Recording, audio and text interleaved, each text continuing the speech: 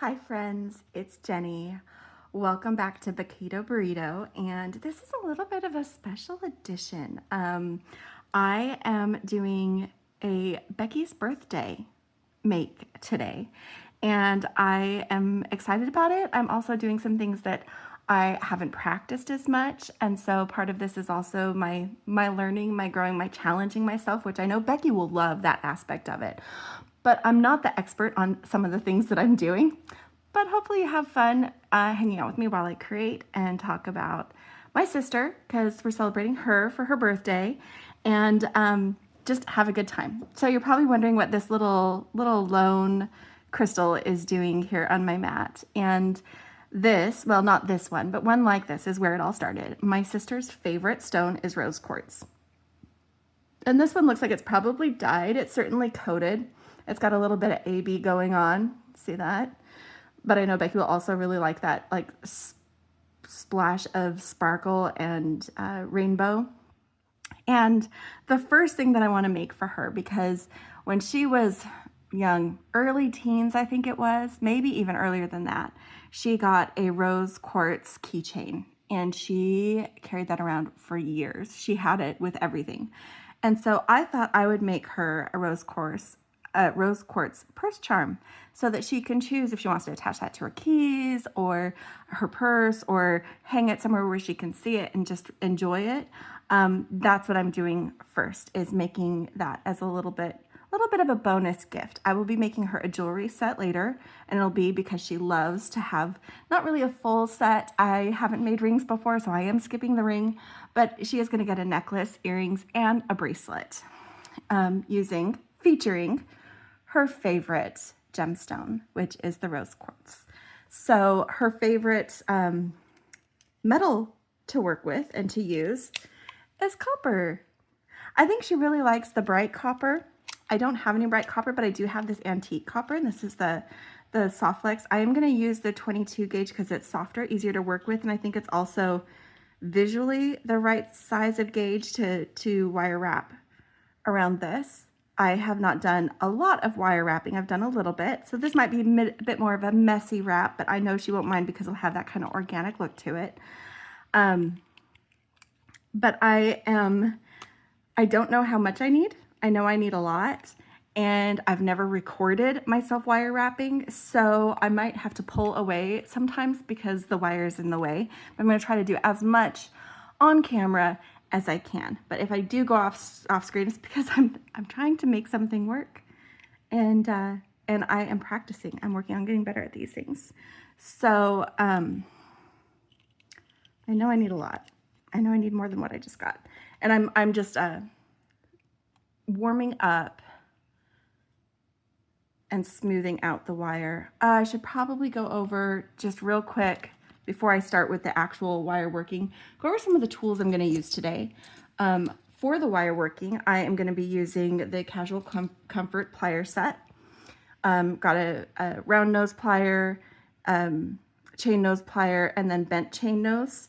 If I need to get in any little fiddly bits. This is new. Becky just sent this to me, and so I think it'll be really useful to use in certain areas, but this way I will have it if I need it.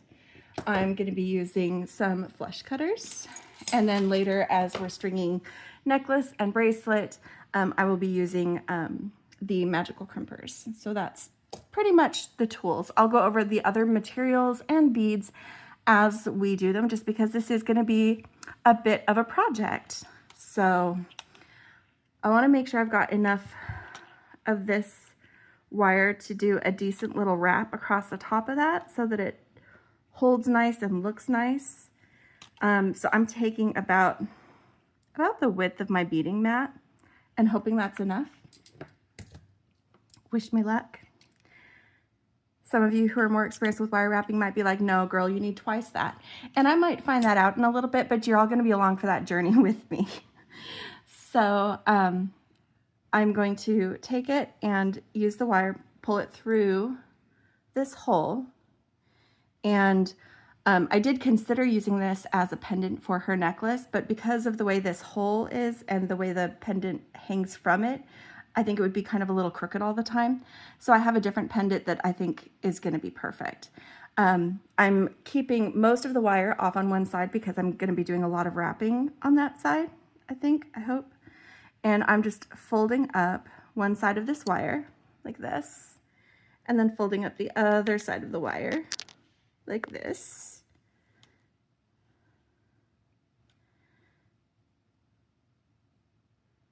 And pulling them together kind of at the top.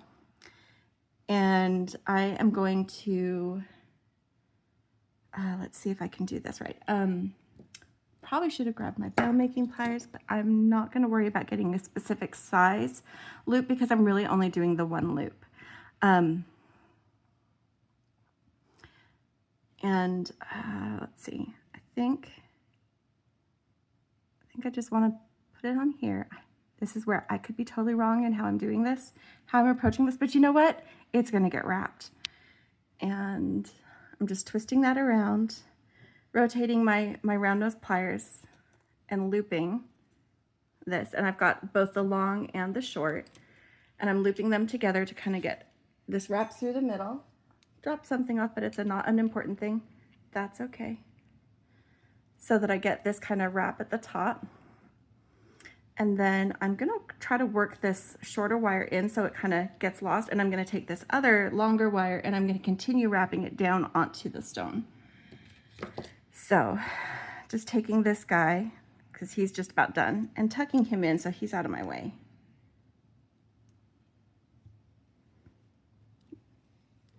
And this is where I feel like I may have needed to get more wire, because I want to take this down the stone enough that it covers where I came out. But if I can't do that, that's okay, and I will accept that. I will get it as nice as we can.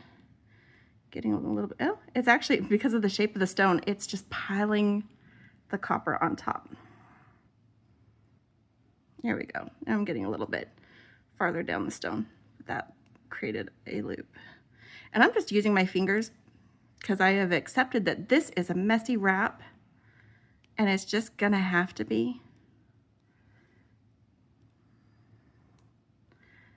It is not enough wire to go all the way down the stone. So the question is, do I stop here and say, good attempt, Jen, or do I go ahead and cut this off, cut more wire, and give myself what I need to get it done? I think I pulled this too tight, so I couldn't actually pull it over the top. I say, let's cut more wire, because I want to give this one more try and see if I can do it better, because I am doing this for my sister and I love her and I would like it to be nice.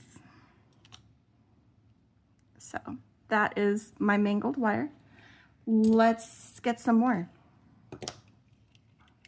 And maybe I should be using the 20 gauge. If this is a complete failure this time, I'll switch to the 20 gauge and try to do it tighter.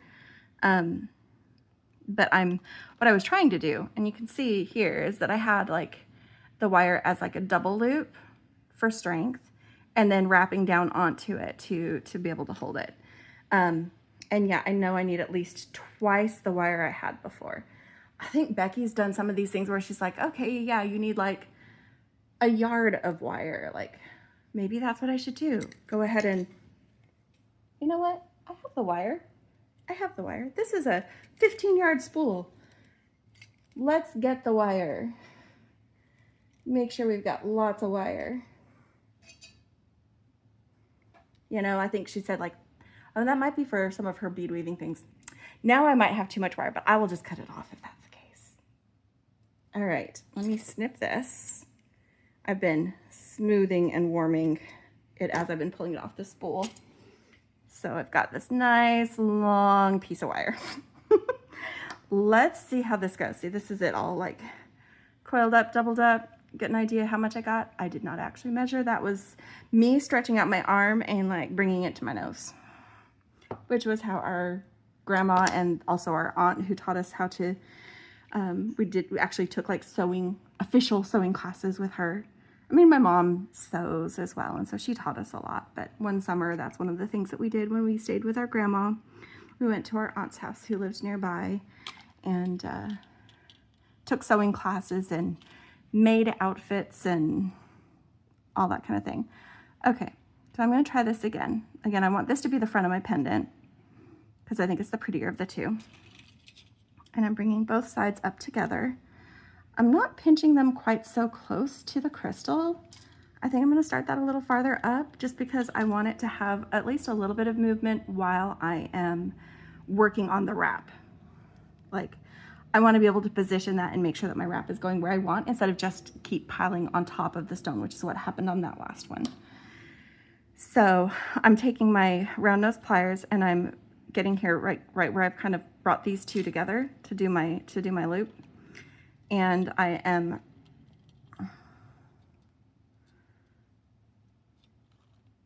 wrapping it around, rotating the pliers, pulling that through.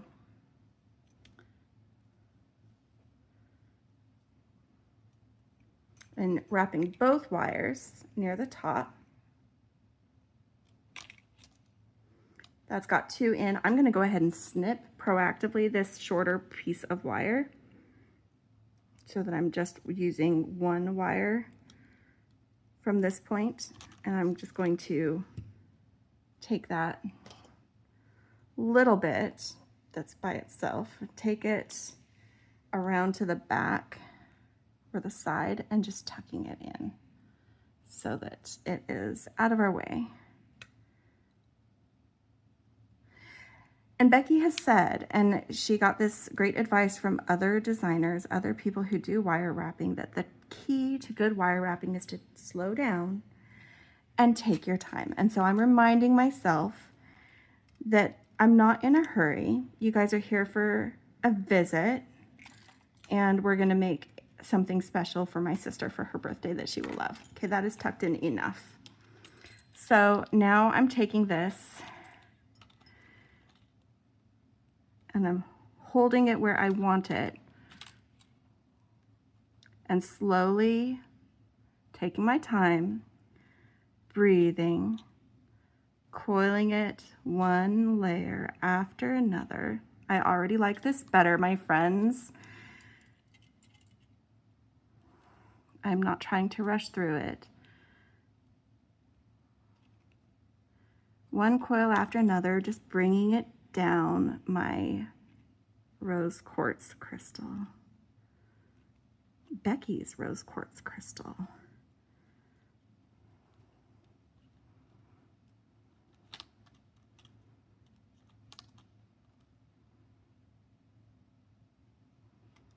Look at the difference that you can make by just slowing things down.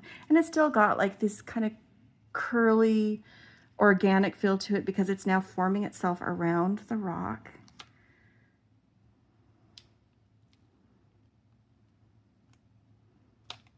And because it is piled up more on one side than the other, I'm going to start kind of overlapping a little bit on the left as I continue to wrap on the right.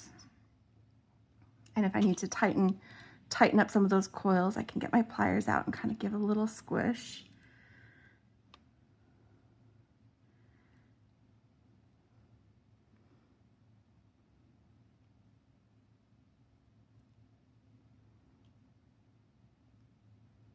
And this is what I needed to do. I needed more wire, definitely.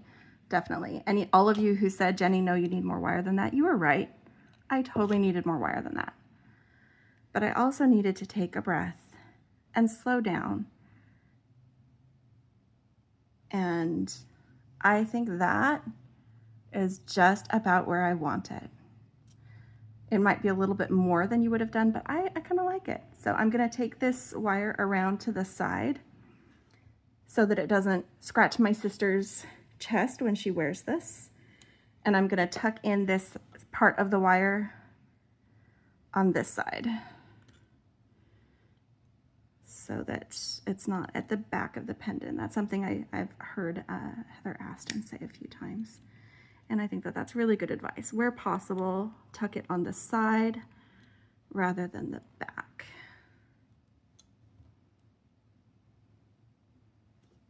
Almost got it tucked.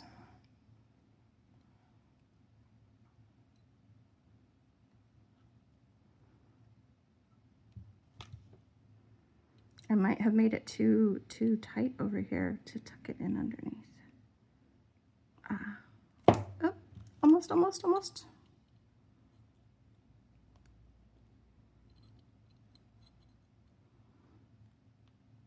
Okay, marring my wire a little bit. Scooching this.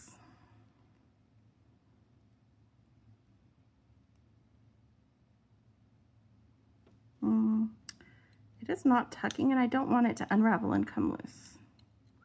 So I'm grabbing the wire, pulling it with my pliers, not just my fingers,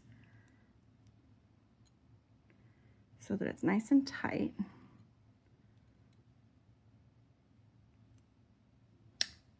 This might be where I need to get another set of pliers out, because what I want to do is take that little bit of wire and tuck it under other wire, or at least tuck it in so it doesn't want to poke back out. Maybe I just need to cut just a little bit more off. And then tuck. Sorry, I am off camera while I do this because I am struggling with it, and I'd rather have it closer to my body while I work with it.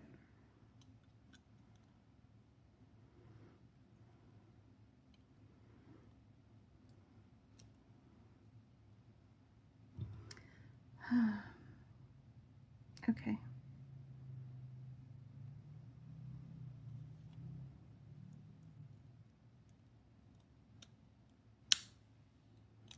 Definitely have marred the wire a little bit on this side, but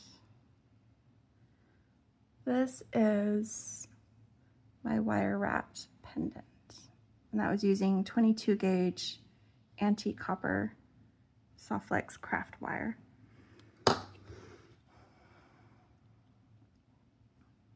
And yeah, we're gonna call that successful. And then I'm going to take this, and I want to do, I thought I got all of my findings out, but I might not have. I'm just gonna make a small section. I want to see if I have any antique copper eye pins. I know I've got bronze and silver and gunmetal. I do not have antique copper eye pins. I ran into this before, didn't I? I did. And I remember, you know what? It's okay. I will just use, instead of the 22 gauge, because now I want to make a link that has some cool stuff on it for her. I'm going to use the 20 gauge so that I can do simple loops to be able to attach easily to everything that I'm doing. So this time I don't need as much. I'm just doing a little bit like this. I don't need to wrap. And some of the beads that I got out, I've been accumulating rose quartz for a couple of months now. I have a pendant that I'm going to be working with. Some of the beads that we have, I've got these.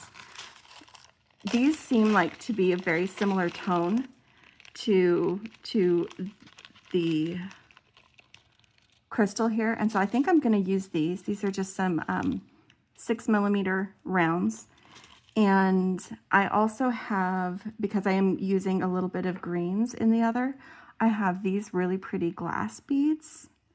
Let's see, I'll go with that. I might incorporate, give a little bit of that. I've also got some really fun antique copper spacers, and I really like these guys. They're fun, and I might just kind of stack a few of these together on some wire to make that link to finish her purse charm, because I do want this to be fairly simple and not huge, but something fun, something that will catch the light, and that when she looks at it, she'll think of me and she'll know that I made it because I love her. So I think we're gonna go heavy on the pink because, you know, we can. We'll do the loop there, and then we might use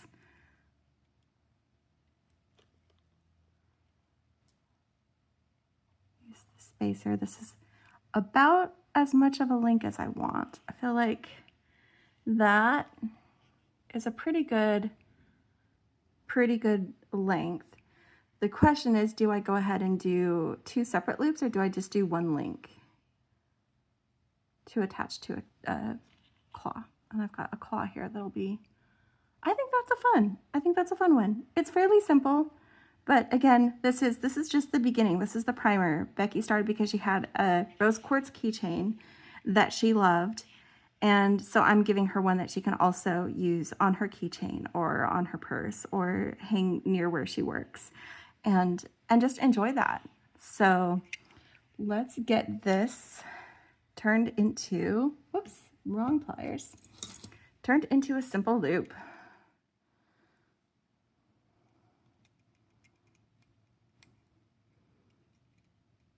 So, and that is really big.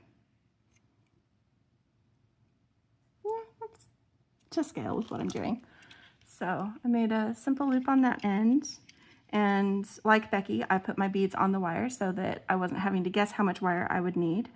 I could just go for it. And with a simple loop, I know I want to cut here. And then fold over. And because this isn't going to be worn as jewelry, it doesn't really matter if these links are perpendicular or whatnot. Just cutting off that excess, making sure it's flush. And so the link direction doesn't really matter, but I'm just making them parallel because that feels tidy to me, since it doesn't specifically matter on this one. And then I'm just taking that. I should have talked through this, but I didn't. This is a special edition. Some of this is going to be tutorial, some of it like detailed tutorial. Some of it's just going to be, hey, let's hang out while I make something for Beki. And I think that's great. I've got 2 loops, sturdy loops, and I'm going to open up this one and put my little wrapped pendant on it. Oh, I like that. I like that just with a little touch of green. You know, Beki loves pink and green together. And while this is a glass bead, a little hint, her birth month, as you know, because you're seeing this video in August, is August, and the birthstone is Peridot. So I'm using her favorite gemstone as well as her birth month gemstone when I make her jewelry set. I'll show you what I'm doing with that later. But these beads are a fairly close match to the kind of tone of Peridot I was able to find to make her thing. And I'm just sliding, open that a little bit more. Sliding this lobster claw on and closing it. Maybe I should have done the larger loop for the lobster claw. Oh, I got it. I got it.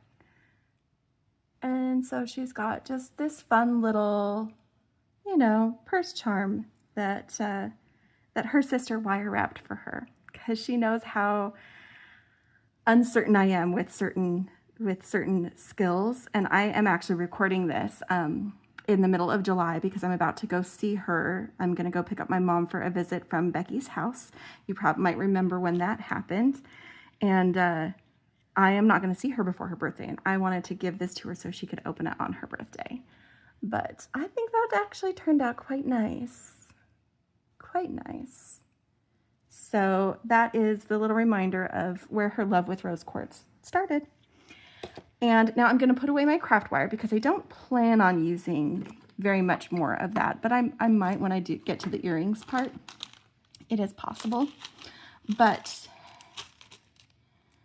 I am, okay, so this is where I'm going with this. Let me move some of these things out of the way. I do really love these 6mm rose quartz stones, and I may use this in it, but the tone of the pendant and some of the other rose quartz I got is a little bit lighter, more subdued. Like this is a light pink, but it is more pinky pink. Okay. And so I might come back to that. We're definitely not ruling that out as something we might use in the jewelry design. But I have this rose quartz carved rose, and I am going to use it as the focal for a necklace for my sister. I did do a little bit of prep work because I decided that just like me, my sister loves a dangle. And so I made some dangles. I have some to use for earrings. I'm going to make one with you on screen that we'll actually use as a charm for the bracelet. It'll be the exact same dangle. So I'll show you how we're going to make these dangles. But there are these, this is where it started for me. I saw these Rose Quartz hearts on sale and they were about to sell out. And I'm like, I need those. I love those. And I got them. I'm like, I need to make something for my sister using these Rose Quartz hearts. So I did, and I've got them on these little ball pins with a Peridot nugget because Becky loves nuggets, nug life, she says. And so I'm going to make this necklace with some dangles, and then along the strung portion, I have those same great spacers that we did for the purse charm. I have some of those. If they're not looking right, because this is going to be a little bit of experimentation. Many of you are used to my design process by now. I like to see how it looks on the strand, and then I might adjust from there. I also have these antique copper lantern shape ones that are also really nice. They're a little bit smaller, and they might feel like they fit better dimensionally with everything else. So we're either going to use these, or maybe a combination of both. Maybe we use some of these near the focal area of the necklace and then the others later. Not sure. It's possible that we'll string. I do have more of the hearts, and the hearts were, in case you want to know, this was the number. They're probably not available, but if you want to check, you can. These are the Rose Quartz nuggets, and it's gems 6575. They covered that one up. The other one was gems 6471. And then the Peridot I just bought from Amazon because I couldn't find any easily, but I knew I wanted it, and I wanted to shop for the right tone. Something that was less of the dark olive and more of this tone that I ended up with here. And then the lantern spacers are SPC 1578. And where did my package go for? Oh, these guys. The ornate kind of rondelle shape spacers are SPC 1485. So those materials. But they also had these gems 6471. And again, these are the same very soft rose quartz tone that we've already got going on. And oh no, those are the hearts. Those are the hearts again. Hold on. Whoops. I already showed you the number for the nuggets. Let me get the nuggets out, because we might use the hearts. We will use the hearts when we do the bracelet. But for like the strung portion of this necklace, I thought I would be using mostly a combination of these, like I said, softer toned rose quartz nuggets, because, you know, nug life, and some peridot to add a little bit of contrast. And then we will continue to use the copper to just kind of ground it so that it feels like it has place. Like sometimes you want a really ethereal design, and these stones would be wonderful for that. Pair it with silver instead of the antique copper, and you could get a completely different feel. So I'm pouring out some of these beads, these stones, and we are just gonna start stringing. But before we can start stringing, I have to make a bail for my pendant. So this, like, it's natural stone, so this is going to happen. We've got a little bit of an inclusion here near where the hole is that is a little bit brown, just kind of looks a little bit dirty. It doesn't really fit very well with the rose, the really soft pink and crystal looking quartz striations in here. And so I am going to make a bail that I hope will both distract and kind of cover up this this little, for me it's a discoloration. I find it distracting. Becky probably won't mind because it's natural stone. This is what happens when you have natural stone. But I'm a little bit of a perfectionist about some things, and that's one of the things I'm doing. So I am going to make, and here's where I need to start with, where did it go? These guys, one of these guys, Okay, I'm going to make the double beaded loop bail that I have made before. At the time of this filming, I had just made it for the first time the night before when I did my 50th anniversary gemstone orphanage blue banded agate. But I really like this, and so you will have probably seen it several times since then in other tutorials of my making. But for now, this is my second time ever actually making this. So let me go over how we do that, and then we'll get into this. Oh, I'll also tell you how to make the dangle. So we've got all of our components ready, and then we're just gonna start stringing after that. So these are size 11 delicas. I'm gonna spill out a few of those. And I may use some in my stringing as well. We'll see how that goes. This is the 925 sterling silver in the extreme flex. And this one is, I love this. I'm about to run out of it again. I am just gonna need to get a lot more of it soon.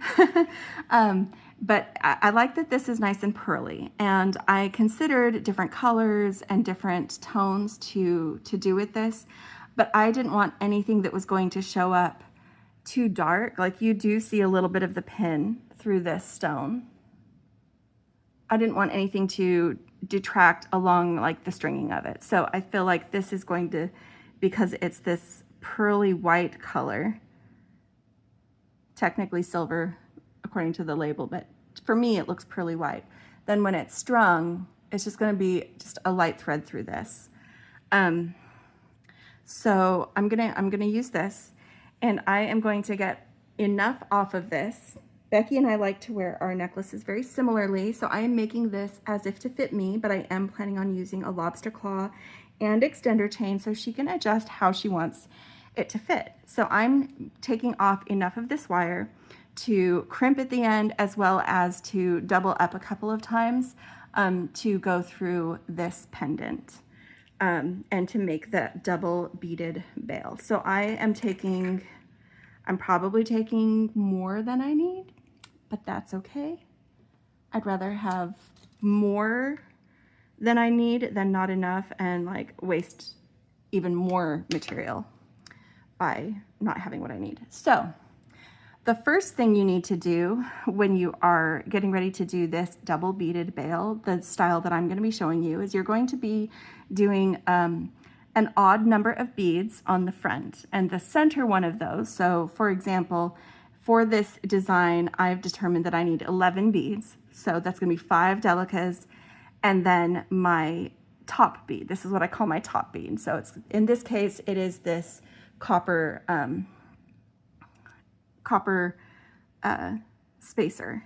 You need to make sure that you have enough room, and I'm just grabbing another piece of wire to demonstrate this.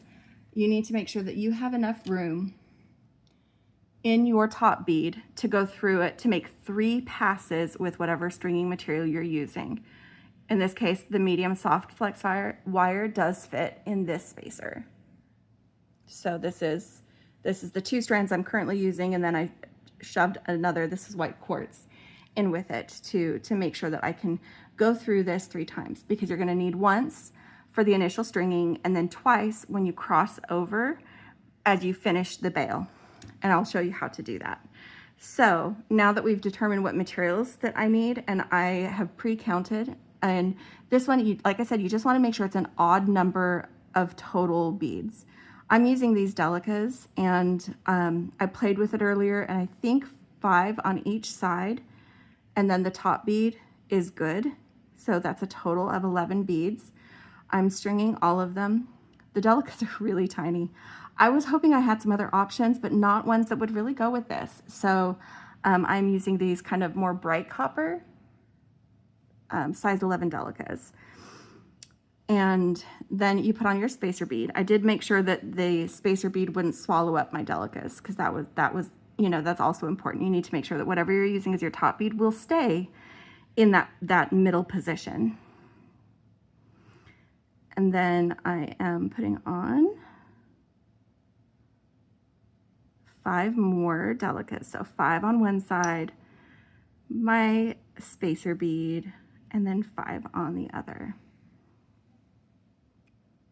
And you might need to experiment. You might get it in there and decide that no, you need at least 1 more on each side, or that no, it's too much, you want less. But this is what I've got. I'm going to go ahead and zoom in while I show this part, because you do need to do things a certain way. So you've got those 7 beads, or in this case, odd beads strung. So I've got 11 all right there. And I'm just matching up the ends of my wire so that they're even, because this is where I'm going to be stringing the necklace later. So I want to make sure I have enough length and that they're even. And then you're going to just put this through the front of your pendant through to the back, pull both through, and as you pull it tight, it's going to create this little loop. So this is the first of the double loops. And you might need to tug a little bit to get it right. That's the first of the double loops. So you want to look for something that when you fold it towards the back will be in a position that looks nice and that will reach the back. So when you are doing the other side, that it all kind of balances out. I am debating adding 1 more delicate to each side just because they're so small. So I'm pulling this back out. I'm going to add 1 more delicate because I think I might like that better. I have found that at least I haven't tried the other colors of it, but this Extreme Flex does kink a little bit. So you want to be careful that you don't pull through in the wrong place and then have a kink later. So I do have a little bit of kinking from when I pulled it through the first time, but I am going to put it back through and pull it again. And again, that's going to be in the same place. So yeah, that feels a little bit looser. It might make that bail seem a little bit taller than it needs to be, but I feel like you don't see as much of the wire. It's the nature of the delicates, because they're not rounded. They want to stack. You're going to see a little bit of whatever wire you choose. So keep that in mind. If you use the delicates or just whatever you are using, that might affect that. So because I added 1 on each side, so I have a total of 13 beads on the front, I need 12 beads on the back, and that's going to be 6 on each side, because that 13th bead is going back through that same spacer we've already put on. So 1, 2, 3. Oh, I am off screen again. Sorry. I zoomed in to show you the thing, but I'm off while I'm doing this bit. 3, 4, 5, and 6. So I've got 6 on that strand, letting them fall down into place. And I'm going to get 6 on this strand. Looking for my package of bead stops, because we're going to need those. Oh, and I just flung one somewhere. I will find that eventually.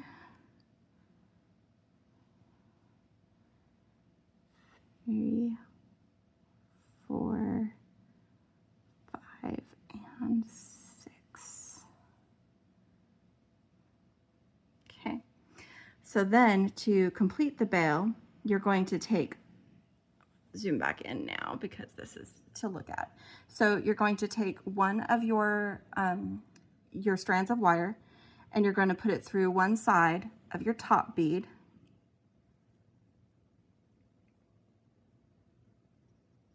Pull that tight. And then you're going to take the other strand.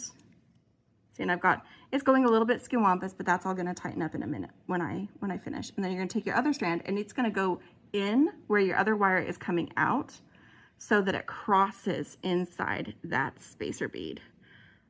And I have no idea where it went. There it is. So it crosses inside the spacer bead. And mine is trying to find a path, and it's like pushing it down. Weird. Okay. So then you just take this and you just kind of tighten that, and you have a beautiful little decorative double loop beaded bail. that uses a spacer or other focal type bead that can accommodate your wire 3 times, like I said, 3 passes, and then that's ready to go. So I just had them, but then I tidied my little bead stops. I wanted to put one on that end so that while I'm stringing one half, it doesn't decide to loosen itself and get all weird. There they are. They were not in the right place. I tidied and they were in the wrong place. So I'm just grabbing a little bead stop like this, backing back out because we're gonna be stringing soon. And I am attaching it to the wire on the, for my direction, the left side, so that I can focus on stringing the right side. Before I string it, let's just make that last dangle so that you can see how I made that one. I am using these pins. They're pin 540. They're an antique copper ball pin, and they are a soft metal. And so I am using a technique that I've seen other people use, and I thought that I would like, but I haven't used very much, at least at the time of filming this, which again is middle of July. But I really liked it, and I think that it might be a good solution for me as I'm learning, and also it does make a little tidy rolled loop at the top rather than a wrapped loop. We get a rolled loop because I'm basically going to be stringing these on like beads, like charms on the strand, and so this is going to look nice, but also be strong enough to hold these little soft, but they are stone beads. Like, it's not going to unravel. So the first time I saw this was when Gina, I think Rader from Sparkly's, was on Beading Besties with Heather Aston, who also likes this method. And she demonstrated it. And then I saw it more recently with one of Gina Moody's tutorials, again, mid-July. And I was like, yeah, that's a thing I should do. I was like, I should just do that. So what I'm doing is I'm just putting on one of my little Peridot nuggets and then my little heart Rose Quartz, and it makes almost a little bit like a Rose Quartz heart flower kind of feel to it. And then I'm just bending back the wire as if I was going to make a simple loop, but this metal is way too soft to do a simple loop. So instead, what I'm going to do after I bent it back like that, I'm going to take the end of this wire and pinch it between my round nose pliers, and I'm doing this toward the tip so that I get nice small loops. And then I just open it a little bit. That's me opening and then rotating, and then I just keep doing this. So each time my wrist moves, I'm very gently opening so that I can shift that,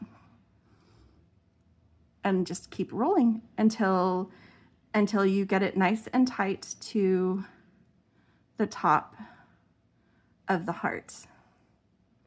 And see how that has actually done like 3 wraps around that. So I've got it rolled 3 times. I go ahead and just let that loose, and it's got this little guy, and then I just, for a little bit of work hardening and to straighten it out, just very gently, little squish with your chain nose pliers. You don't want to misalign all of your loops because, you know, that's basically where you're stringing through. But it gives you a more sturdy rolled loop is better for this soft wire than a simple loop would be. And it also keeps the bead close instead of, you know, when you do a wrap loop, there's always a certain length of the wrapping itself, which is sometimes what you're looking for and what you want, but sometimes not. So this is the one that we made to go as a dangle on the bracelets. I'm setting it aside with the ones for the earrings because, yes, I made some for her earrings too. So Becky's going to have a total of 9 dangles among all of this. And here is where we're going to experiment a little bit. And I'm just double checking that I have plenty of wire to work with, which I do. Just holding it up to myself because, like I said, Becky and I enjoy a similar fit. And I find that to continue this really nice look, it's good to continue with whatever bead you used here. So on the other side, like where this is coming out of my spacer, I am starting with one of my little copper delicas. so that it kind of helps it look a little bit more finished in this focal area. See how that goes? And you see how you don't even notice that discoloration now that we've got this thing here with the, you know, your eye is drawn to the bail. And so I'm very pleased with that.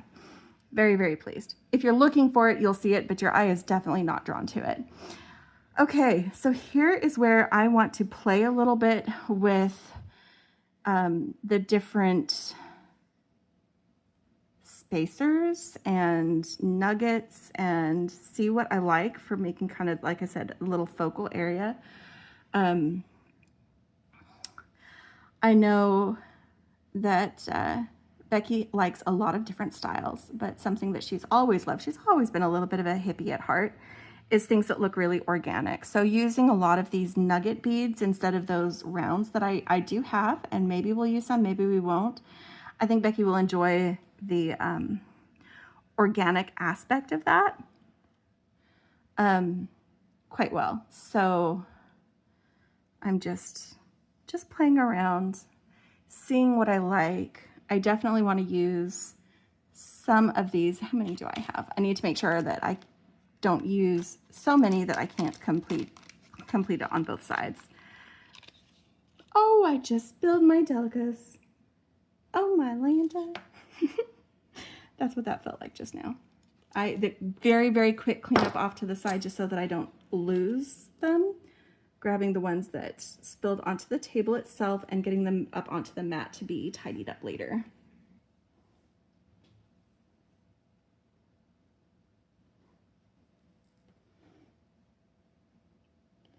Because, like I said, I may even use some delicas. Not that many. But this is why I have lids for my seed beads, and this is why I should use the lids for my seed beads.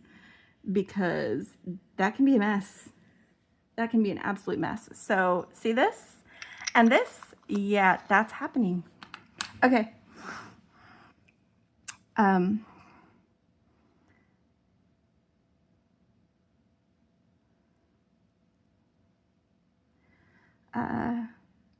Just making sure. Oh, I've got, it's like a double delica. I had a double delica. That's okay. I was able to break them apart very easily.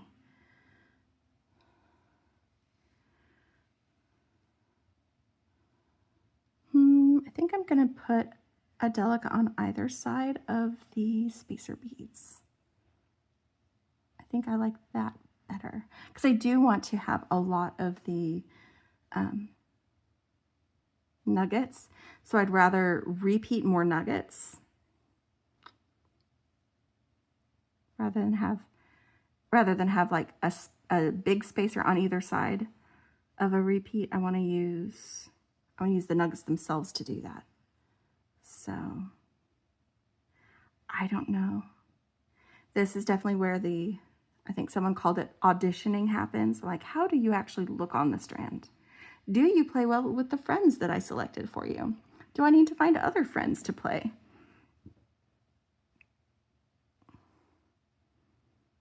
All right. Oh, yeah, because I should be ready for a dangle right now. Hold on. So on either side of the dangle, I think I'm going to switch to the other spacers right here and get a dangle on here.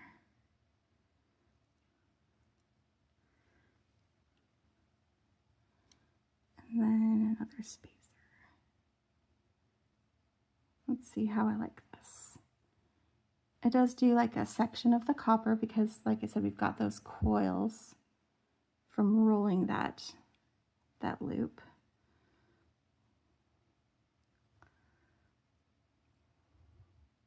Get this against the ladybug. And I'm looking at it, you know, against this, but I'm also looking at it in the screen to see if I like that. I do like that. And I like that spacing for the dangles. So I do think that's what I want to do.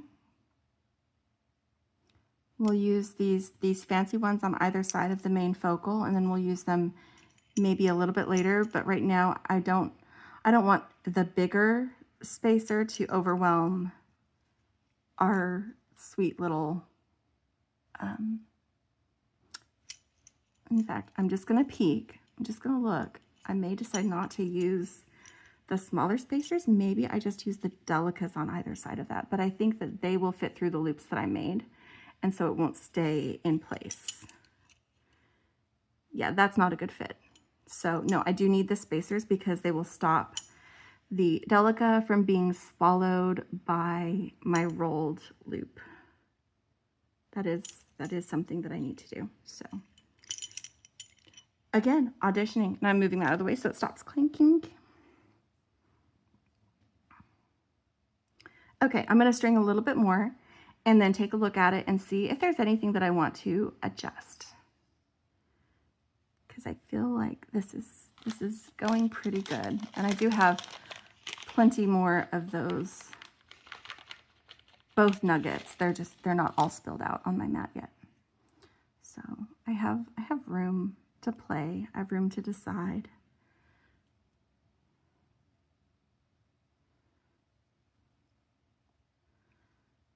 I am really liking this with the antique copper. I wasn't sure. I was worried that it would feel too dark and heavy, but it's doing a really good job of just grounding this. And that makes me happy.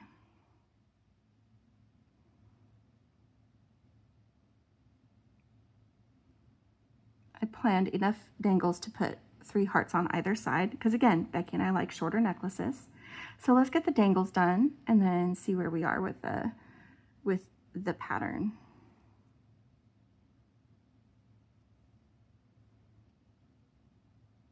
How fun. I hope Becky loves this. I think she will. I mean, she's gonna love it because I made it and she's my sister and she loves me. But I also hope that she like legit loves it and wants to wear it.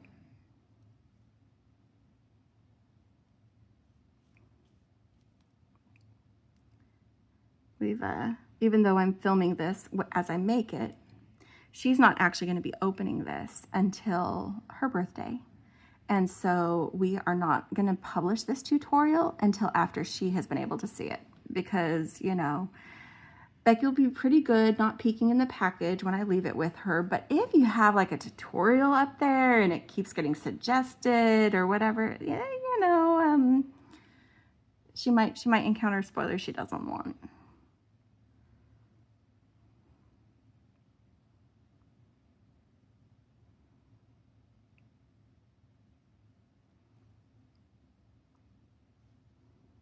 All right, so this is 3 dangles.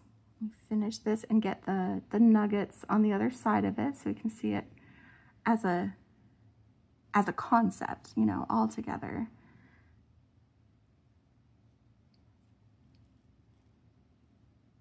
Make sure it's what we want.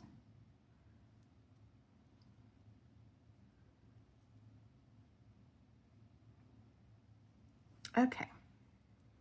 So this is half the necklace. I'm going to zoom in a little bit so that we can get a better picture of the colors. I'm just covering the stop bead. Yeah, this is what we've got. And you know what? I really like that. I think that's delightful. I think that Becky will enjoy having that draped around her neck. The rose will probably be just below her collarbone. And these dangles will just kind of wreath around along her collarbone. And now we're working on what is going to be more towards the side and back of that half of the necklace. Okay, so let's do, I mean, the stones just feel so nice, but I want to make sure, well, I can easily make sure I have enough to do this. I have plenty to make all of this. Let's do one of these guys. We'll kind of use these little ornate, the more ornate, larger spacers in the place where the dangle would normally occur, so that there's still like a significant portion that is that it is almost the same length of the copper. And I forgot a spacer here. How many of you saw that? I totally forgot a spacer there. Good job if you saw it.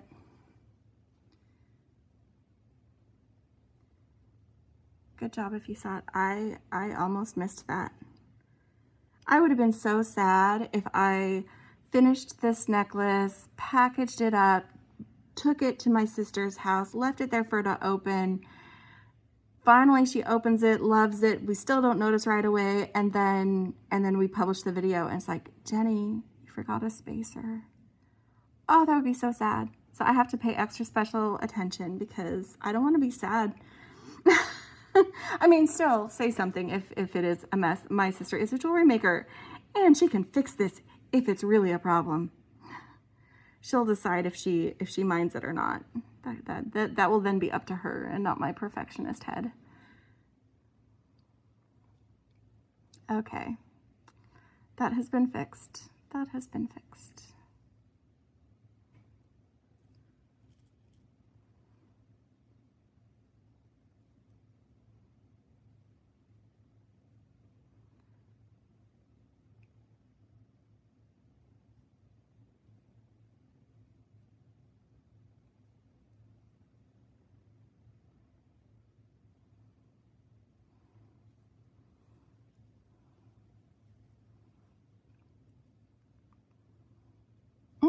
Forgot a Peridot nugget. I was just saying how I really need to pay attention. And I even got quiet. Did you notice? Like, I stopped talking so that I would pay attention and I still forgot a thing. So apparently being quiet doesn't help. And I can already see that this is going to be a little bit longer of a video, but I am making a few more items and it is special for Beki and I'm pushing myself skill-wise. So we've had a little bit of needing to do things differently, showing some new techniques. And that's okay because I know some of you absolutely love longer videos. And that is nice. That is very nice. Okay, I need to check the length. Yep, still going.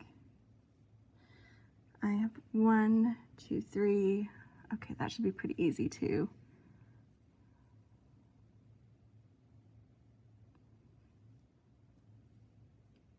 I really have an odd number of those. I poured all of them out. I do. I have an odd number of those. I only used 2 on the other thing. I must have used 1 somewhere else. No, I don't have an odd number. That's 5. Oh, that's 5, but there's 3 on here. So yeah, that's 13. So 3 here, 3 here. Okay, just to make sure that I don't use so many on one side that I can't repeat it on the other.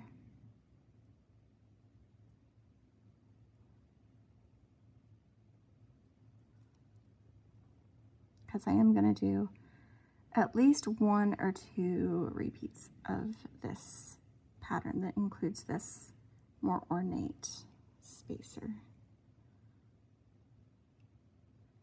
And I think that was the right move. I didn't want them to overwhelm where the heart dangles are, but I still want them to be a part of this. So we've got this going on. Oh, and I've been zoomed in for this. I hope you guys don't mind. Have I been off screen? Let me pay a little bit more attention, see if I want to keep doing this. I just need to make sure that have my string right here in front of me instead of off to the side. And some of you were like, you know, if you were zoomed out, we would have seen you make that mistake.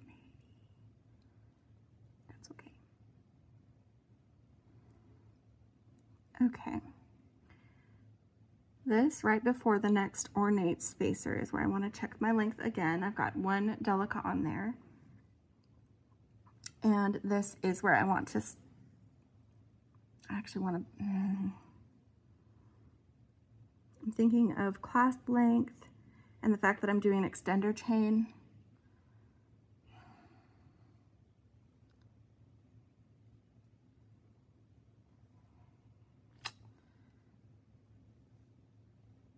Because I want Beki to be able to wear it close to the neck if she wants to, so I don't want to make it too long. That's the whole point of doing an extender chain. See, that's not enough. That's not nearly enough. So no, I do want to do 1 more repeat. Beki will just love the length regardless. She might decide she doesn't need the extender chain and swap that out for just a loop to put her claw through. Again, She makes jewelry. She can make that kind of adjustment. It certainly will not bother me.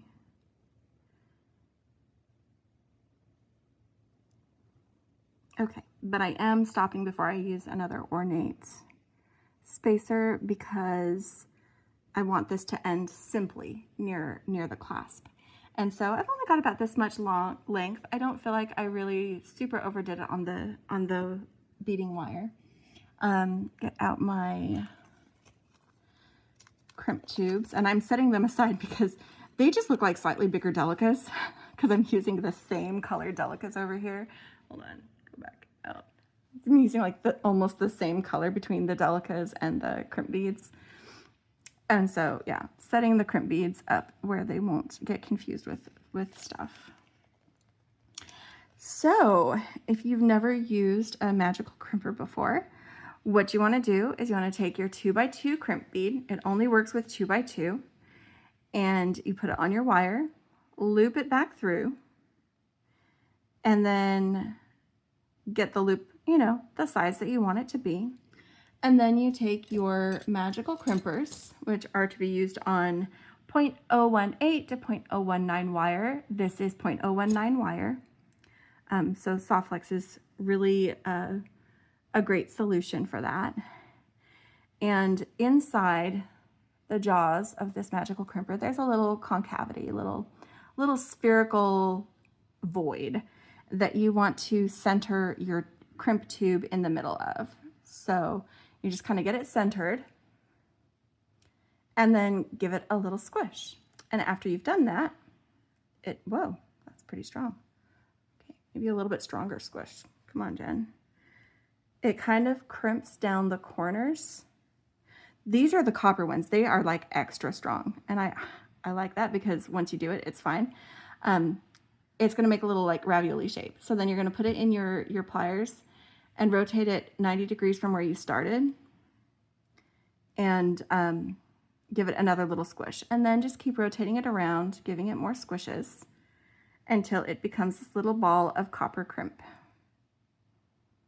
And they do have other colors. These are the copper ones because I'm doing a copper design with my sister, and there's no way that this wire is gonna fit back through that delica. So I am snipping it off here with my flush cutters.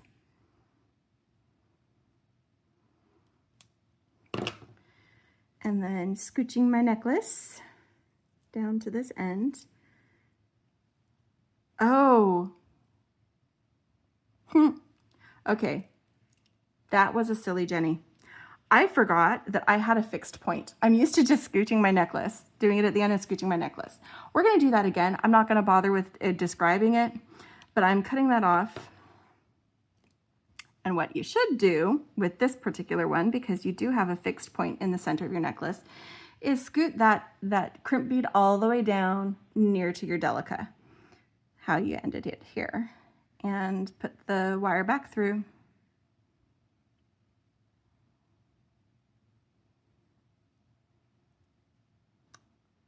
Come on.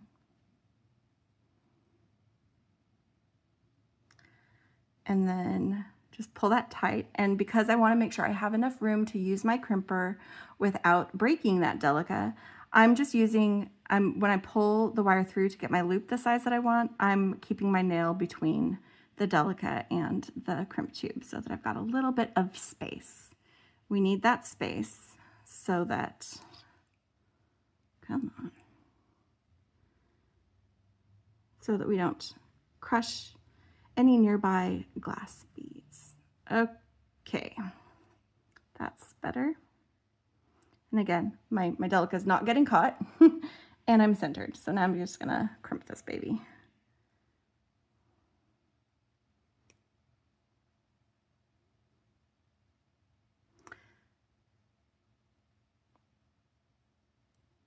And you just keep going until you don't feel that resistance anymore. You can get it out and look at it. Just make sure that it's centered again when you put it back in your pliers.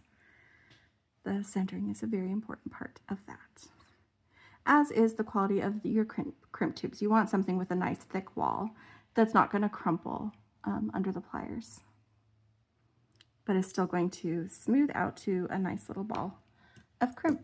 And I'm going to be using jump rings to attach thing. So I'm not worried about this being a super small. I mean, as long as I can get a jump ring in it, I'm good. So that was a silly mistake, but hey, you just learned from my mistake. How's that feel? Ah, that's the first half of Becky's necklace, and I low-key love it. And I just saw the time and we're already over an hour. Yes, this is going to be a long video. My friends, thank you for hanging out with me. I'm just going to keep going.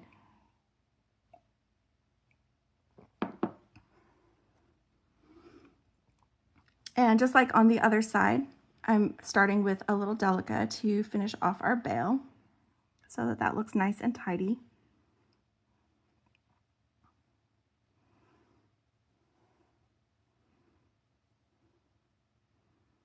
And I am just mirroring exactly what I did on the other side of the necklace, because I am choosing symmetry today. I choose symmetry most days, but I definitely want this one to be symmetrical.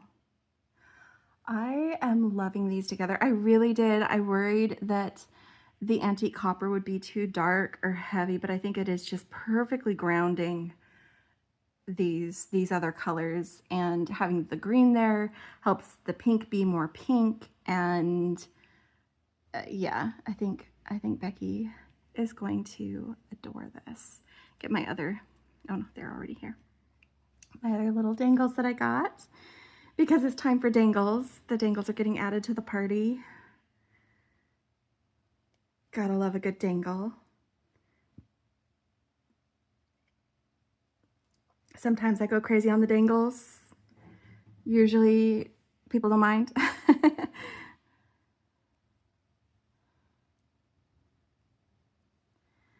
This is how we're going to do this. The earrings are going to be fairly simple after we finish this necklace, because I have already prepared the dangles to be used with those. And then we'll string her a bracelet, because you know Becky loves a bracelet. Becky loves a bracelet. And I want her to have a bracelet to go with this set. We might incorporate some of the beads we used in the purse charm so that it's coordinating, but maybe not an exact, repeat of this. I mean, I don't think she'd mind a repeat of this, but we'll play around. Just like we did with the necklace, we're going to play around when it's time to make the bracelets, because for me, beading is fun. It's an opportunity to create, explore, test new ideas. Some you'll hate, but some you'll love. And taking that time to play is how you discover them. And that's something that Becky has encouraged in me from the beginning of this, is just to do what I like, do what I enjoy. If it makes me happy, then go with it. And honestly, that's advice we can all benefit from. If it makes you happy, go with it. Take the time to admire your work. Like when I finished the first half of this necklace, and I was like, oh, I'm loving this. I really am. I'm loving it. I think that this is working out quite nicely. And it's for my sister. And I'm happy to make something that I think that she will love.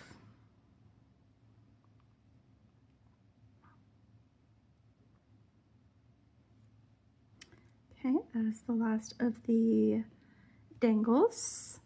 I mean, look how great this is, guys. Yep. And then I'm just repeating that pattern with 3 of the ornate spacers in place of the dangles now to finish out the back. And then I'll attach a clasp. And I have experimented with a few different chains that I can use. And what I'm using is kind of not heavy feeling chain, but it's kind of a wide chain. But I'm using like these chunky lobster claws. So you have to be able to fit not just here where it opens, but here where it's like thicker at the top. So I've got some antique copper Figaro chain that is Got some nice big links that are going to be perfect for easy maneuvering at the back of your neck, trying to find a place to lodge that giant lobster claw. It'll work. It's the same lobster claw that I used on the key charm. Purse charm. I think that's what we're calling it now. Basically, it's something with a claw that she can link onto whatever she feels like having it attached to.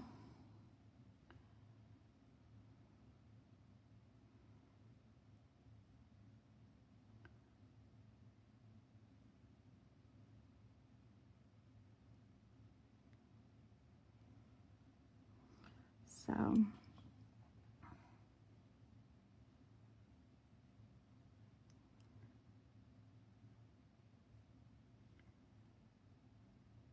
all right, here is where we are transitioning to the ornate spacer. I only use one of those at a time with a delica on either side, just as a reminder of what that pattern is. But I'm still repeating the same nugget pattern, which I think ended up being the perfect pattern to use, especially because these Peridot nuggets are small and the Rose Quartz ones are bigger. It just, like, the Peridot is there to make the Rose Quartz special, and that's exactly how I wanted them to feel in this. But I honestly, I had got enough Rose Quartz that I could have just made the entire set only Rose Quartz. It might have been a little bit boring though. So I'm happy with these choices of the friends I invited to the party. And I think they're ones that Beki will love too.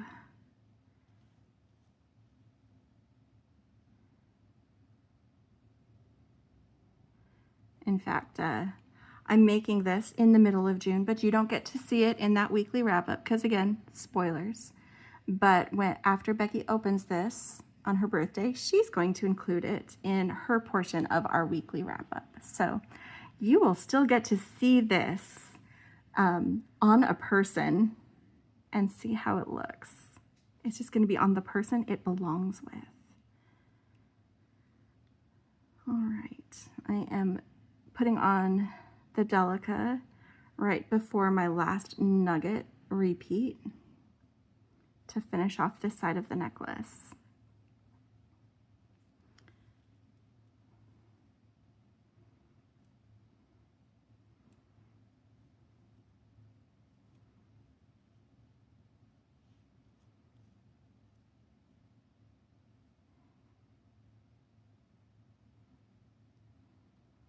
And one little delica. All right, I'm gonna do what I always do now that I've got everything I think I need on there. I'm going to pull my necklace and put both sides side by side, top to bottom. And because we're using nuggets, there's some variation in size, and that's to be expected. What I'm looking for is any break in the pattern where I might have forgotten a peridot or forgot a spacer, but I am not seeing any of that actually. That is looking pretty balanced to me, and also beautiful. I worried at first using these delicas because they're more of a bright copper, and I knew that my findings were going to be on the antique copper side, but by using them along with the antique copper, it all just ties in very nicely. And I think that's wonderful. So I'm taking one of my crimp tubes, and I'm remembering that I have a fixed point. Of course, this I always do. The last crimp, I don't expect to do on the end of the wire. I always do it down where everything else is. I'd forgotten about the fixed center when I was doing my first crimp. I'm used to having a lot more flexibility when I do my first crimp. But that does not work with the bail we decided to use on this. But I think that it was the right choice. I think that that's a beautiful addition that feels like it fits the rest of the necklace and allows me to create a bail that is interesting and customized, and I don't have to worry about whether or not I have, you know, a bail that's the right metal color, I just do it. Just coiling this up just to make sure I've got plenty of give so that if she chooses to wear it a little longer, that it's got plenty of drape. I am not squeezing the delica, but I am squeezing the crimp tube and then rotating it and squeezing again.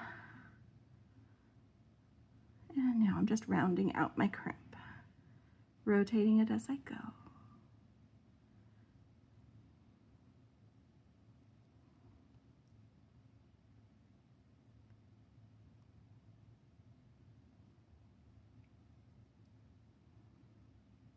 Okay, that crimp is ready.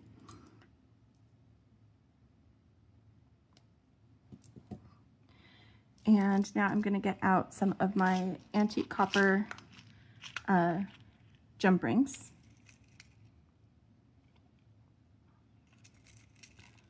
Oops. I think I need to do a slightly larger size. I like the color of the smaller size better, but these darker, larger size is what I need. Especially, well, I may only need one to attach the claw because I am using chain on the other side. No, I'll use it to attach the chain too. So this is the chain I'm using. This is chain 667, and it is this, it's, like I said, it's chonky. That's chonky, kids. I don't feel like it's super outsized for this necklace, probably bigger than I would have normally chosen. But there's just going to be a small section of it at the back where it's being used as an extender chain. So I'm hoping that it doesn't feel out of place in that context. So like, here's the necklace, here's the little bit of extender chain, and here is the chonky clasp attaching to the extender chain. I feel like that, if you just look at this, that's not too bad. But it does have these nice big open links to hook this into easily. So Becky's not struggling to find a good hole to do that. I do have some Rollo chain. I'm just going to compare it. This is wire 519, and this is also larger scale Rollo chain because I need it to. It doesn't take up as much visual space, so it's like this. And this is why I had both of them out. I want to see what I like better with the necklace. The trouble with this is that while you can get the lobster hook in it, you have to fiddle with it a little bit more. And it kind of gets stuck right here. It doesn't really, like, it can work, but it doesn't quite go to that fatter part of the hook. So I think I'm gonna use the Figaro. I'm gonna use the Figaro. She gets a little bit of chonky chain, and that's all right. I'm going to be using a smaller clasp on the bracelet, and we might use the Rollo then, because I do feel like this is probably too big for just an extender chain on a bracelet. So that's what I'm thinking. So let's go ahead and get a length of chain. Let me just hold this up so I know kind of where it's already fitting, and then keeping in mind the size of that clasp. She is probably actually not going to want an extender chain, but she can change that if she wants to, because this is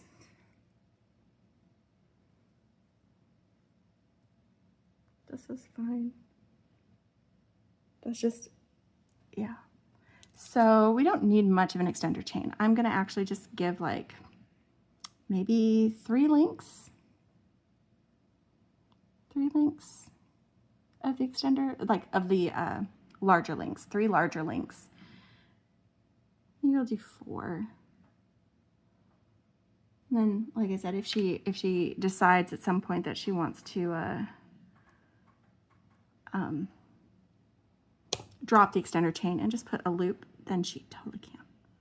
Totally can. And rather than deal with opening and closing these curved links, I just cut the small link in between. All right.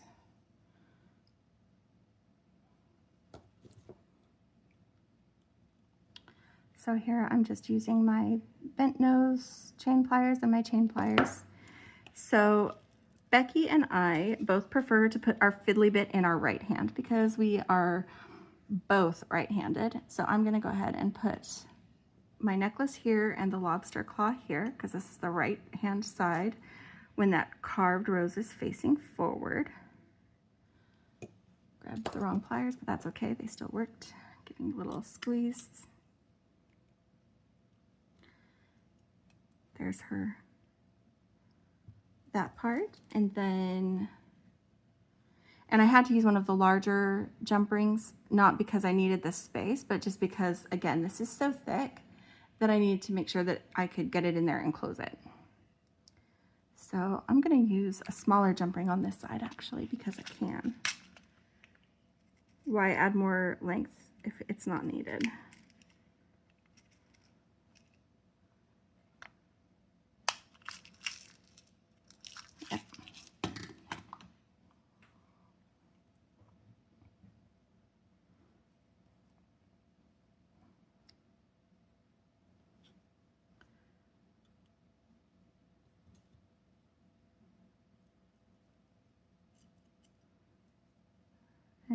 And putting the left side of the necklace on and attaching the chain. So she can use whichever link she prefers to attach it to for the length that she wants. And that might change from day to day, like depending on what she's wearing. So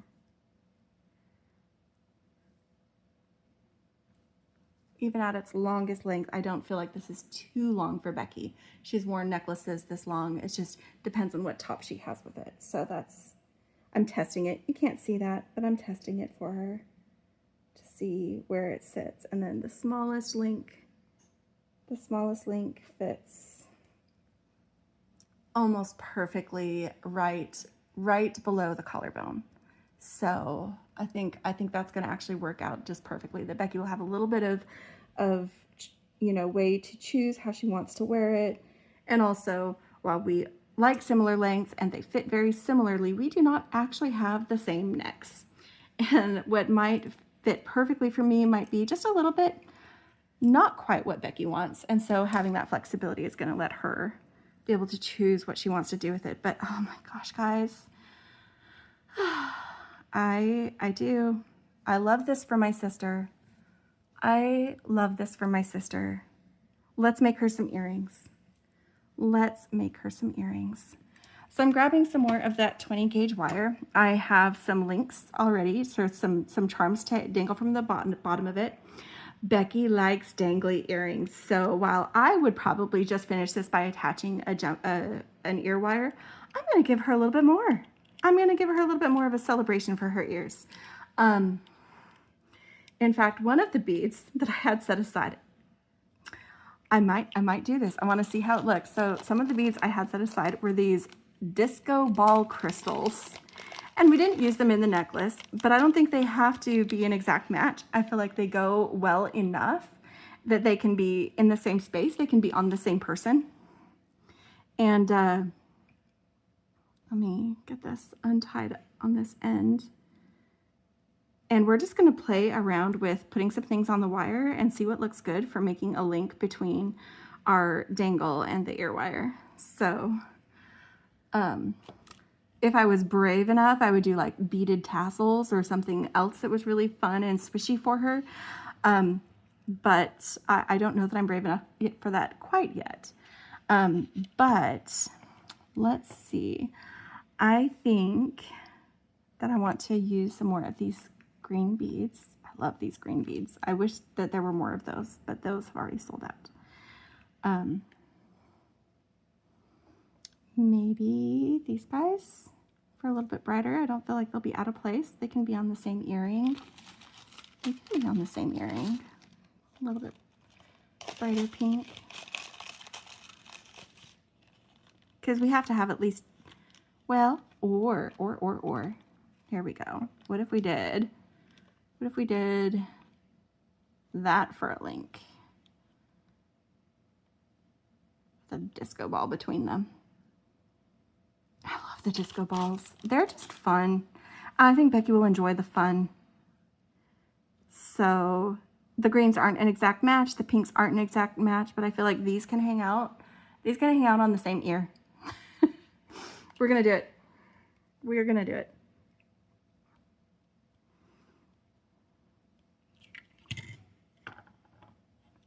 And again, I might be using some of these for the bracelet. I'm checking how does it look on the wire. Remember, we have to audition it.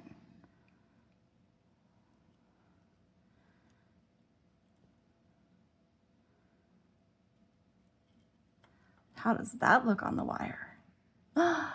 Yes, with the copper spacer in between, and then our heart dangling from it. Yeah. Again, kind of a long link. Definitely not the same, but similar to what we did here. That's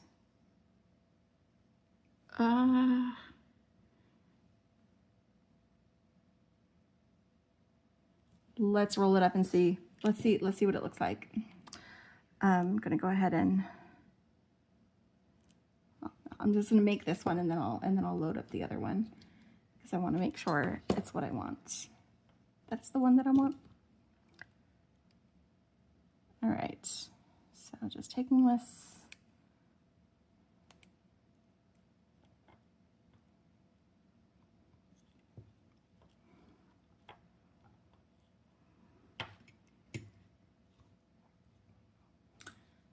Because I can always cut more wire. And I'm not shy about that.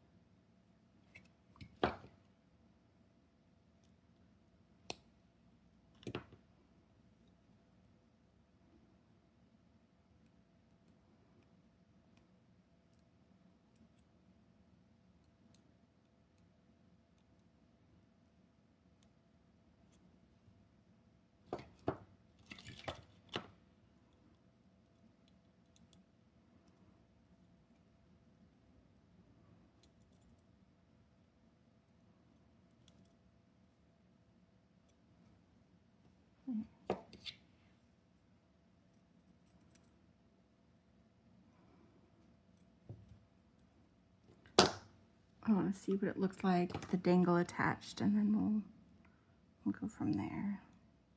So, snip that open, attach my dangle.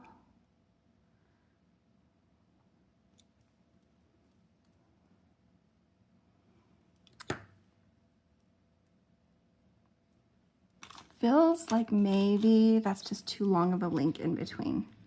Like it feels slightly stiff. Is this gonna make a stiff earring, or is this gonna make a fun earring? That's what I want to figure out. So I'm getting it on the ear wire as well, so that I can figure out if this is fun or stiff. Cause you gotta jingle jangle. There's enough movement. It swings is what it does, because it's got that long link. But I think that's fun, and I think that that is a happy friend with her necklace. I think that those can be worn together. Those can be very fun. Okay, so I'm making the other link.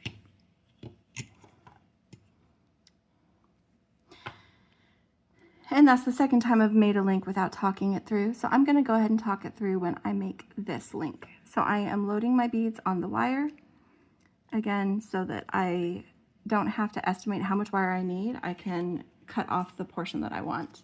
And I'm making my first loop. And what I'm doing is I'm taking the tip of the wire in between my pliers. And because this is a thicker gauge, this is a 20 gauge wire, it's gonna make a bigger loop anyway. So I am trying to stay as close to the front of that, or the tip of those pliers as I can to make my loop. And then I tilt it back just a little bit while I've still got my pliers in it. I didn't talk about when I did it, so that it centers the loop above the wire instead of having it look like a P or a Q, depending on how you're holding it. Mind your P's and Q's. And then I'm cutting off a bit of wire here at the bottom. A little bit more than I need, but that's because I'm going to make sure it's flush cut before I finish. So that was leaving my spool flush cut. And now I'm going to take this wire and I'm going to just with my thumb, and you can use pliers if you want to, I'm just bending it back at an angle like this. Okay. And then I'm kind of measuring this against my finger. I want about 1 centimeter of length.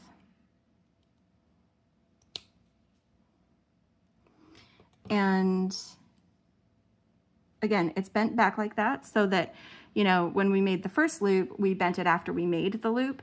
This way we bent it before we made the loop. So now when we take it between our round nose pliers and we roll it toward us, open the pliers a little bit, roll, roll.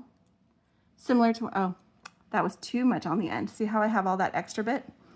So I'm not going to do this too much, but I am going to open it just a little bit, stick my round nose in a little farther so that they're in a bigger section of it, and roll again to try to bring that down. I don't really like that, so I'm going to do what I've seen Becky do, which is where she nibbles at her wire. So my wire is too long. She just takes a little bit and cuts that off. Now this is going to be the last time I try to roll it. If I can't get it right here, I'm going to start over because I will have weakened my wire too much. This was just, ooh, that is an angled cut because of the way I was holding it. So it's going to leave a really sharp little point. And I don't want a little sharp point there. All right, so now I'm going to do it. And I've taken away some of the wire. So now I can roll it. Adjust the position just a little bit, and see now I've got a loop on the end. So that is how I have learned how to correct. So I'm going to go ahead and open this guy.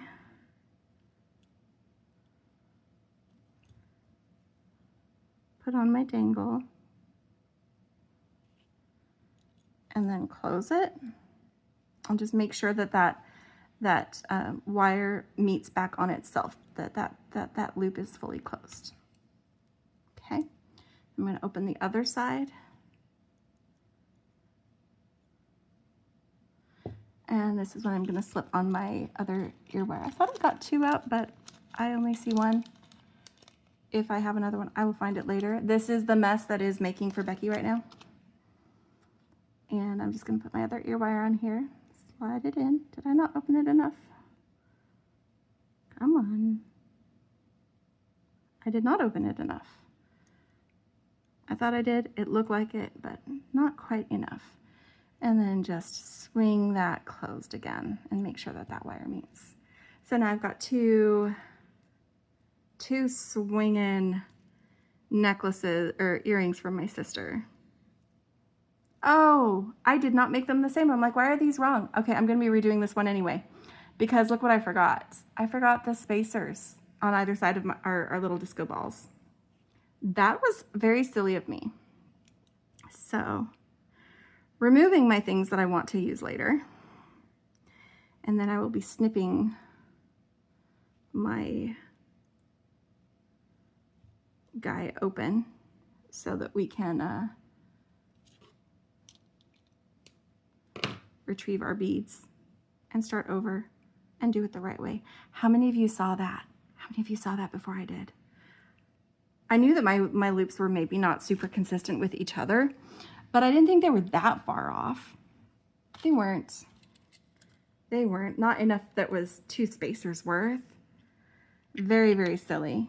So I've got this here. I'm actually looking at it when I put it together instead of like, oh, these are the beads that I set out, because that's what happened. I just had the round beads. I didn't have the spacers with them, as in this is what I need to make sure goes on my earring. And that is how that mistake got made. So word to the wise.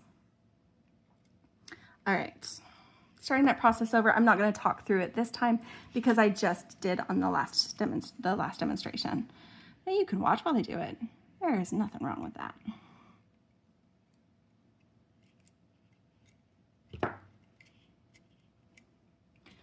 So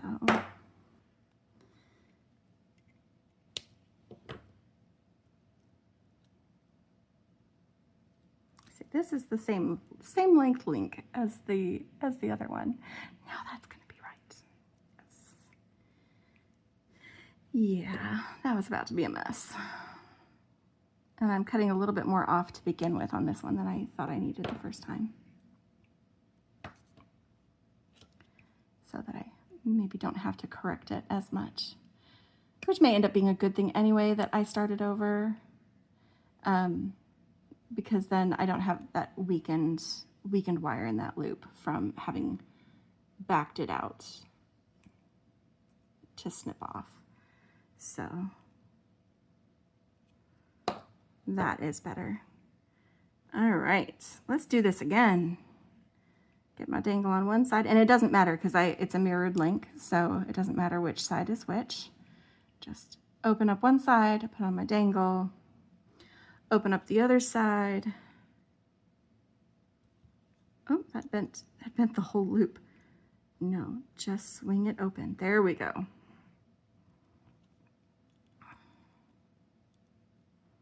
Didn't know my own strength. Just bend the whole freaking thing. Okay. Now we've got Beki's swingy guys who match up. Because that is how they should be. They match up. So some swingy earrings to go with her necklace and her fantastic key charm. And even though we're already over an hour and a half, we're gonna keep going because what did I promise Beki? I promised that I would, well, I didn't promise her, but I kind of did. I promised myself that I would make for her a bracelet to go with this fun collection of Rose Quartz and Peridot. So I am going to go back to my beading wire, put my craft wire away, and grab my beading wire. And this one I am going to start on the spool. Beki and I wear similar lengths again for our wrists, but again, we might choose to wear them differently. So I think on this one, because I'm gonna use this lobster claw here, I am gonna use the Rolo chain to finish it so that she's got a nice extender section. So what I'm gonna do is I'm gonna do a strung length that expects you to use at least some of the extender chain so that Beki can fit it the way she wants it. And so I think I'm gonna start somewhere in the middle. I think I wanna bring in some of our heart friends. I have not really planned this out, but I've planned it a little bit. I wanna bring in some of our heart friends. I wanna bring in some of the Nug Life because, you know, we do that. So both versions of the nugs. Maybe not the pink nugs. We might just be using those. And I don't know how many of the hearts we're going to use. Probably what I wish I had was something that would make a fantastic focal. Maybe I'll do this. Okay, we are currently auditioning for what is going to be known as the centerpiece of this bracelet. And starting there because that's what I like to do when I do a bracelet on the spool. What if we give her some super sparkly guys right in the middle, like 3 of those stacked together, and then I can do the heart so that they angle in toward it, but with, you know, other spacers and beads separating it. Oh. So okay. So we got one guy on here, and then we got one of these tiny little copper delicas, and then another guy, and another copper delica,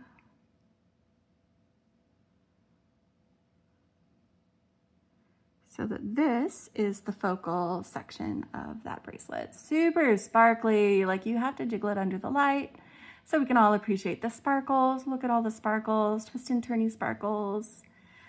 Yeah, so those are going to be the centerpiece of her bracelet. And actually it will help tie them in to it from where we've used them in the earrings. So then I'm going to do another delica to have on the other side of that one. And then I am going to, I love blues and greens, and I have the blue ones, but I also have these green ones. Oh, it eats the delicas. That's good to know. Those beads eat delicas. The disco balls don't, but my green glass ones do eat delicas. So I need to make sure that I plan around that. So I'm going to, because now I want some green, I'm going to be using some of our Peridot nugs to kind of bridge before we do our hearts.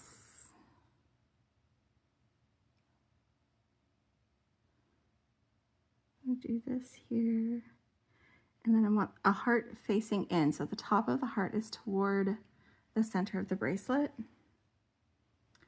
And then I want a fancy spacer because I saved some of those. And I think that that is a good place to put a fancy spacer. So where did I moved it? And then I moved other things. I have a ladybug dish. It is somewhere under all these packages of things that I'm using. So we're doing this instead. I think I need to, I want that spacer, but I think I need to balance with all that pink. I need to get another green in there on the other side of our heart.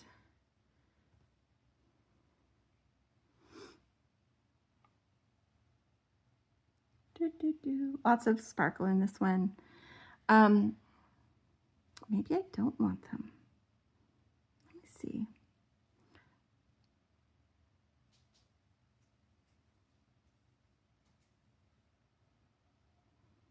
This is the figuring out what I want.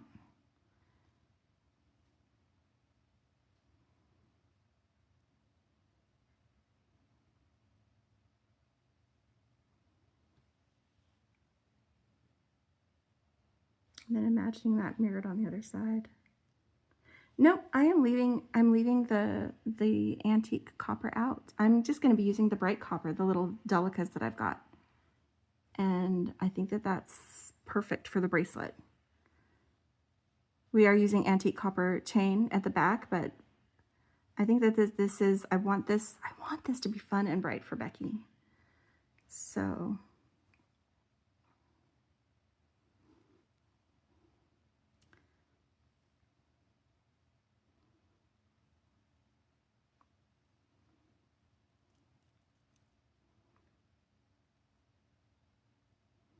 and for some reason those spacers just felt too heavy. They felt too heavy.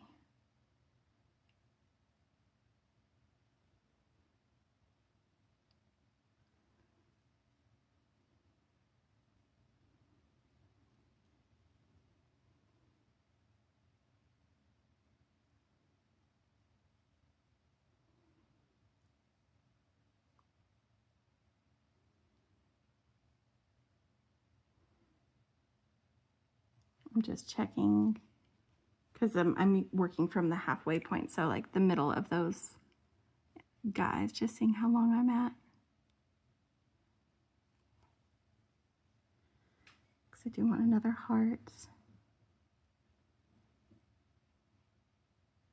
Yeah, this is making me happy. It's kind of a simple bracelet, but I think it's pretty. It still has some nuggets, but we're not using the rose quartz nuggets. We're using the rose quartz rounds instead. Got a couple more of those. And we're using the hearts because, you know, hearts. Yep.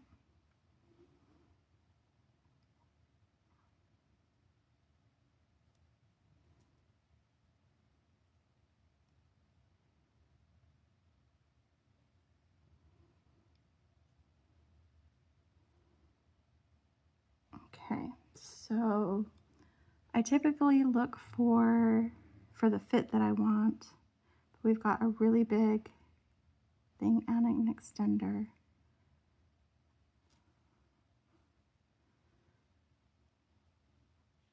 I'm actually going to end with this because we will use the chain to make sure that there's plenty of length.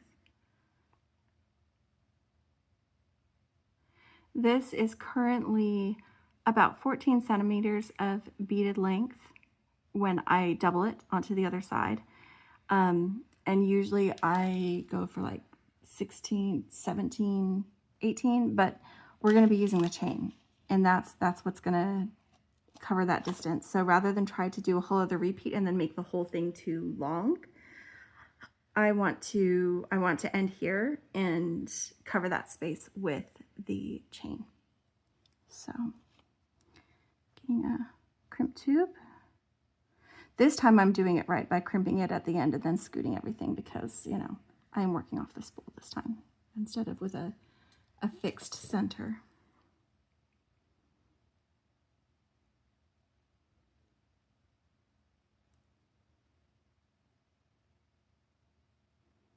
And now that I've figured out what I want, the rest of this bracelet is going to wrap up lickety split, as long as I don't have to redo something. I don't think I've messed anything up. Because like if I was going to take this and put it on my wrist, and again, we wear our bracelets a little bit differently. This covers not quite half of my wrist, which when you're talking about room for clasp and closure, that's actually just about right. So I'm glad that I backed that off a little bit.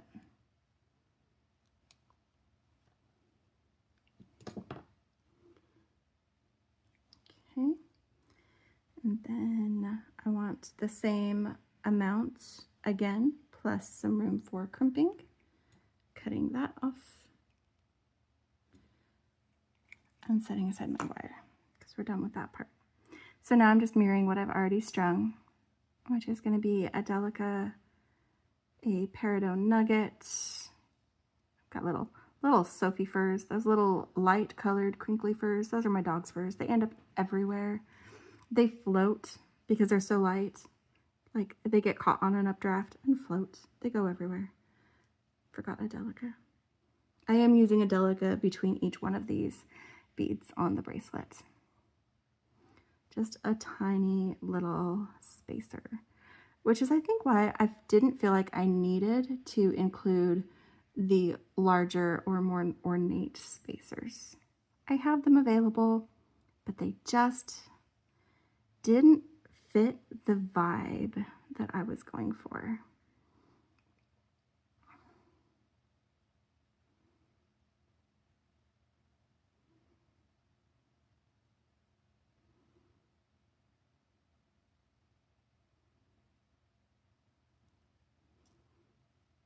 Thank you for hanging out with me while I make this. I hope that you've enjoyed it. I know I've enjoyed it. I'm looking forward to leaving this with my sister for her to open on her birthday. We've already talked about it. She's gonna do a video call with me and open it on her birthday. Her choice, not mine. I'm not making her wait, but it gives her something fun to look forward to and to open. And one of the things that we are doing with this guy, because remember we made another dangle. I need to remember that we are including that. When we attach the chain, we're adding a dangle as well. And then a little Delica. Let's see. So, yeah, it's a little bit short, but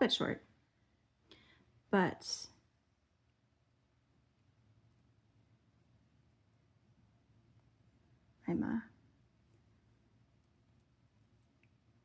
wiggling it on and seeing, yeah, but with the lobster claw and the chain, right now it's like a couple inches short for my wrist. And with the lobster claw and the chain, it's just going to finish that side. But this way it's not too long, because too long bracelet, I mean, you have to pull it apart and do something with. Too short, you can always add length. You can add jump rings, you can use an extender chain like I'm doing for Beki, and that way I have the balanced proportions that I needed. We have so many packages that okay, I lost my own crimp tubes this time. I blamed Beki for that in the past, but she's not here. I can't blame her. There they are. Because I did have that one not mangled, but badly placed crimp in the necklace. I needed to get another one out, and I had not yet. So getting this crimped on this side, and then we'll work on attaching our chain and our lobster claw for Beki. And like I said, when I attach the chain is when I will also attach the dangle. Because you gotta have a dangle, right?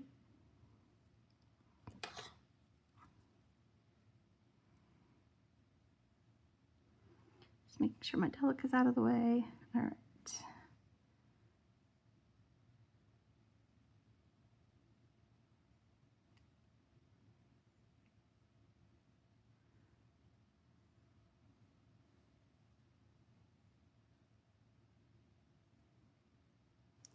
I'm getting this crimped.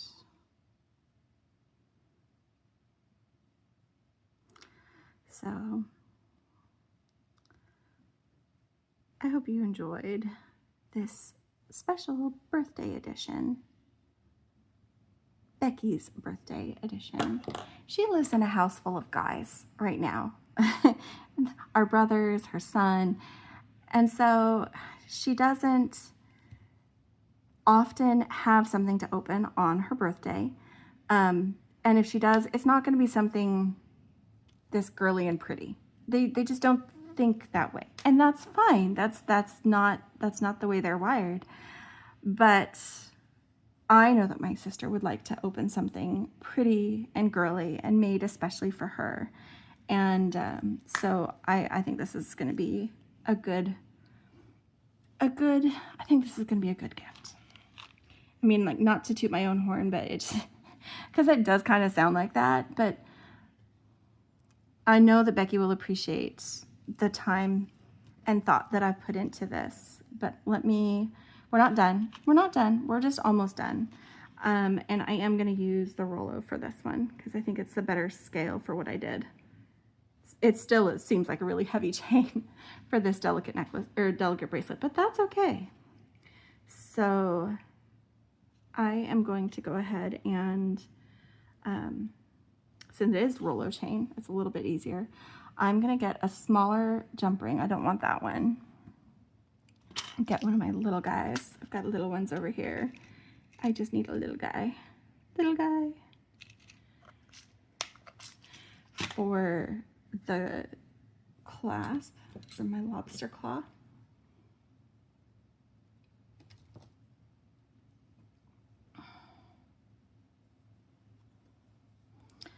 Swinging that open. I'm getting one side of the bracelet and the claw attached.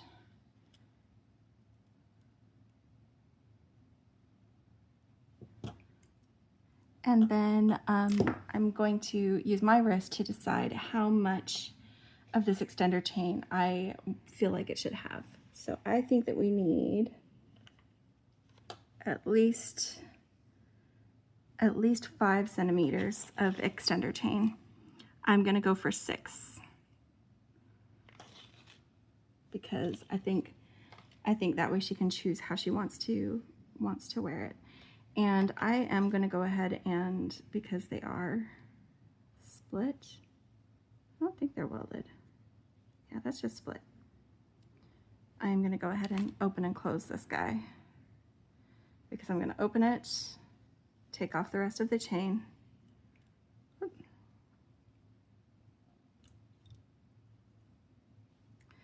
and put this side of the bracelet on here. And when I do that, actually right between the chain and the bracelet, I am adding my dangle. And then I'm closing it.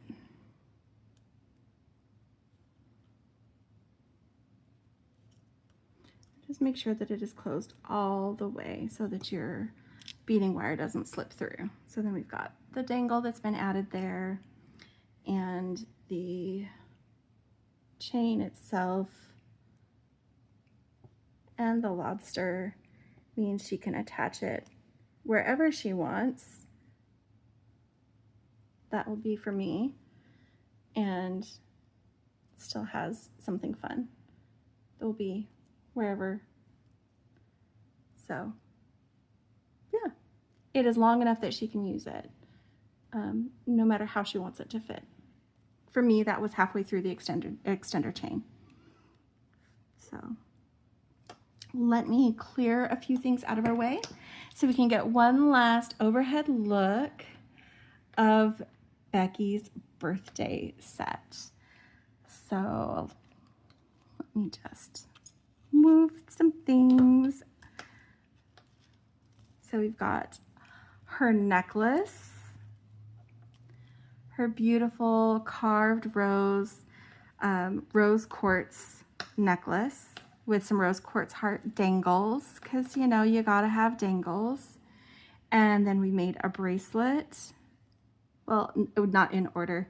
We made a bracelet that used some more of those fun hearts. We made some earrings, some swingy earrings. Less jangly, more swingy, but she loves swingy. And as a little separate thing, not necessarily to be worn on her person, but on her accessories, we have the, I actually did wire wrapping, the wrapped rose quartz pendant that is reminiscent of the thing that started her love for rose quartz many years ago, way back when we actually used to share a room. So this is it.